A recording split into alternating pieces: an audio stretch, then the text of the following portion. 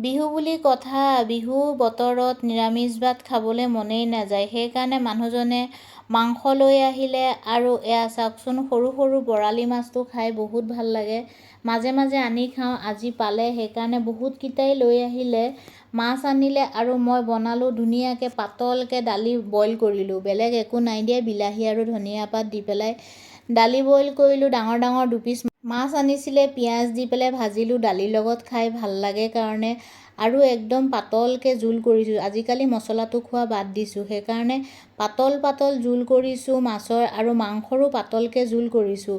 গাঁৱততো নিয়ম আছে ২-৩ দিন বহাগ বিহুৰ সময়ত ভাতেই নাখায়। আমিনো বাৰু ভাত নাখাই কেনেকৈ থাকোঁ কওকচোন, অভ্যাস নাই যিহেতু, সেইকাৰণে ইমান নিয়ম নেমানো আৰু ভাতেই খাওঁ। মাছ মাংস আনি পেলাই তাকেই খাওঁ। আৰু এয়া চাওক, মোৰ কথা পাতোঁতে পাতোঁতে বনোৱাও হৈ গ'ল, আৰু এতিয়া আমি দুইজনে মিলি খাবলৈ লৈছোঁ দুপৰীয়া সাজ। চাওকচোন, এনেকেই ৰেডিকৈ লৈছোঁ। আপোনালোকে কোনে কোনে মানে বাৰু নিয়মটো ভাত নোখোৱা, এবাৰ জনাবচোন।